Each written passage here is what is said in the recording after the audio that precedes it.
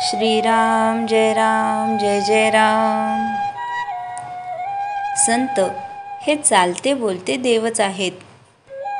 व्यवहारात ज्याला चांगले वागता येत नाही त्याला नाही परमार्थ करता येणार.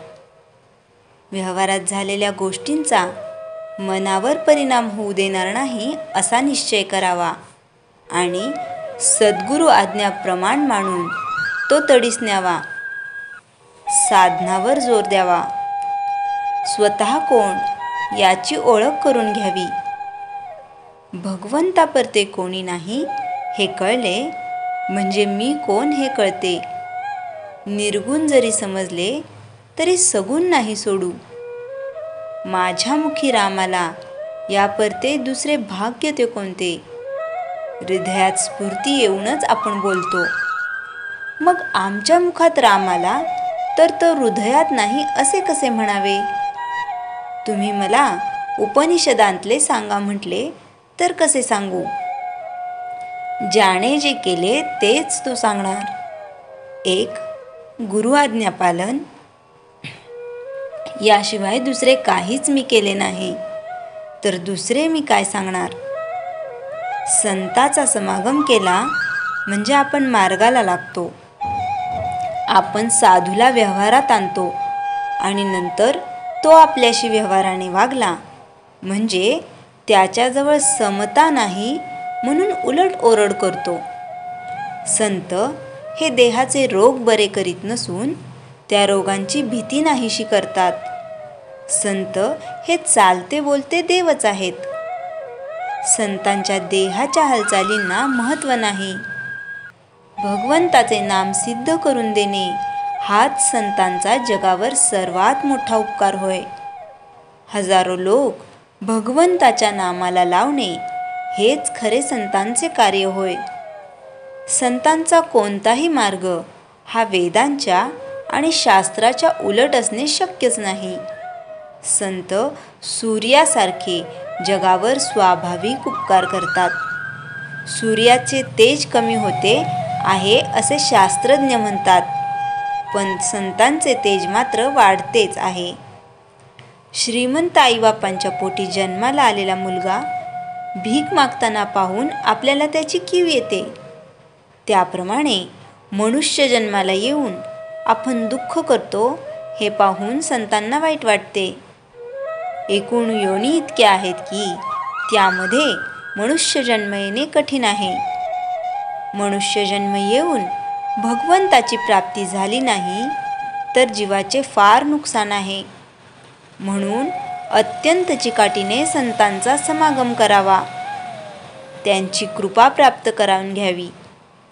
संतांनी जो मार्ग आखला त्यावर डोळे मिटून जावे. पडण्याची अडखळण्याची भीती नाहीच. आपण प्रपंचात इतके खोल जातो की संतांची हाक ऐकूच येत नाही. ती ऐकू येईल इतक्या तरी अंतरावर असावे. संतवचनावर विश्वास ठेवूया म्हणजे भगवत प्रेम लागेलच. ते लागल्यावर विषय प्रेम कमी होईल. म्हणून संतांची संगत करणे एवढे जरी केले तरी कल्याणच होईल. श्रीराम जय राम जय जय राम. चैतन्यवाणी. संत संगती आणि नामस्मरण यानेच भगवत प्रेम येईल. श्रीराम जय राम जय जय राम. चिंतन. बालपण खेळण्यात, तारुण्य उन्मादात आणि वृद्धत्व चिंतेत सरतं असं वर्णन आद्य शंकराचार्यांनीही केलं आहे. काळाचा हा गुणधर्मच आहे की तो चिमटीतून वाळू निष्ठावी तितक्या वेगाने निसटत असतो. त्यामुळेच ते आपल्या लक्षातही येत नाही. गेलेला क्षण कधीच परत येत नाही. एक एक क्षण सरता सरता आयुष्य शेवटाला येते तेव्हा आपण भानावर येतो. पण ते उरलेलं आयुष्यही झपाट्याने कधी संपून जातं तेही लक्षात येत नाही. आपल्या जन्मापासून मृत्यूपर्यंतचा या कालप्रवाहाचे आपण साक्षी असूनही ब्रह्ममोहासक्तीमुळे त्याची जाणीव आपल्याला होत नाही. पूज्य बाबा बेलसरे लिहितात, वस्तूमध्ये सारखा बदल होत असून देखील आपल्याला ती स्थिर दिसते. हा मानवी बुद्धीचा एक भ्रमच म्हणायला हरकत नाही.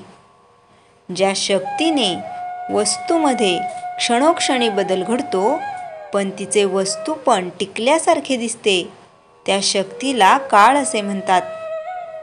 एका आत्मस्वरूपा वाचून विश्वामध्ये दृश्यपणे दिसणारे सर्व काही काळाच्या सत्तेखाली वावरते.